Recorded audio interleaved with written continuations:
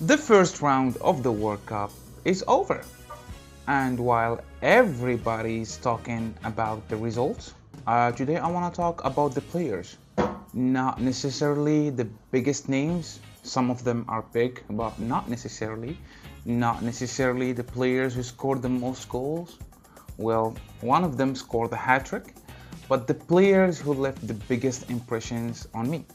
From a goalkeeper who frustrated Spain to an Iranian warrior who seemed to be everywhere in the pitch, to a young Moroccan midfielder who made me proud as a Moroccan, to Michael Olise producing moments of pure magic, and finally, to a certain Argentine genius who reminded the world that he's still the king of football.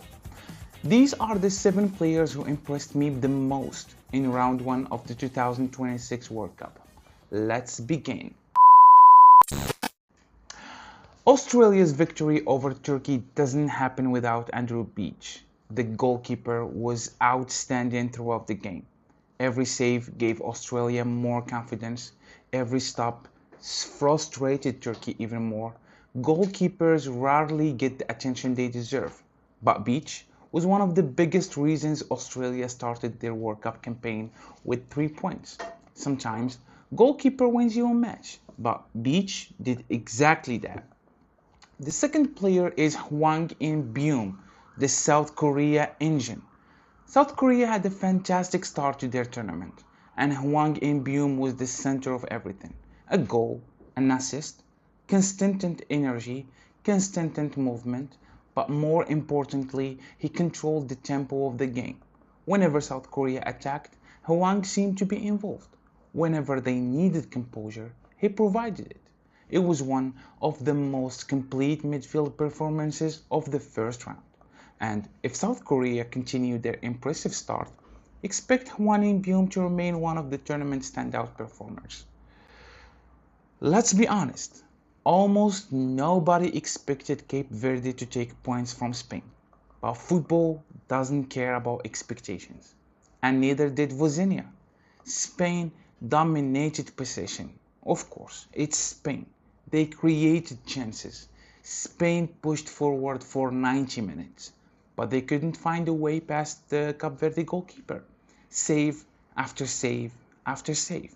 The longer the game went on, the more frustrated Spain became, and the more confidence Cape Verde gained.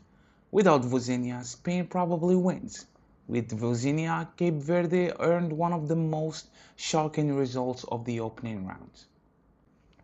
Before Iran even played, they faced one of the toughest travel schedules of any team, traveling from Mexico to the United States.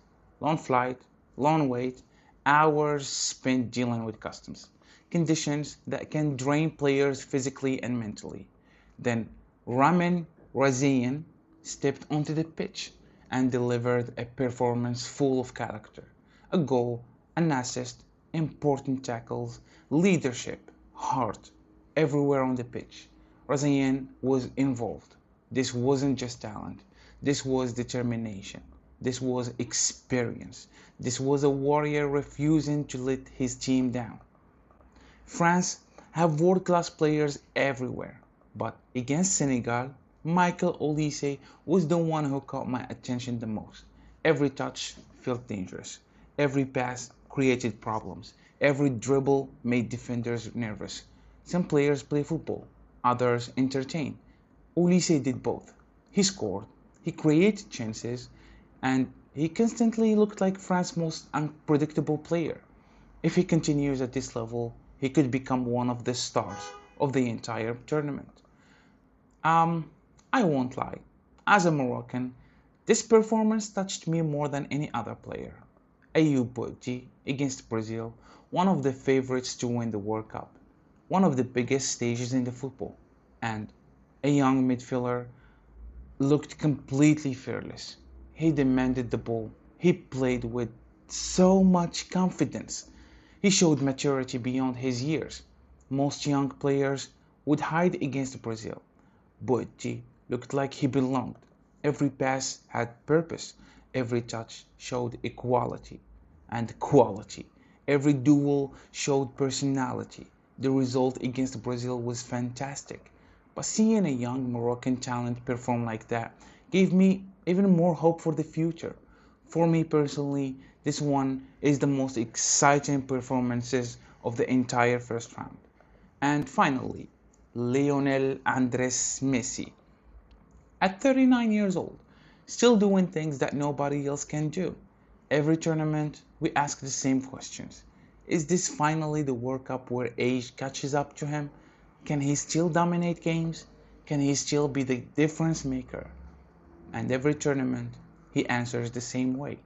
On the pitch. Against Algeria, Messi looked like the best player in the competition. Everything flowed through him.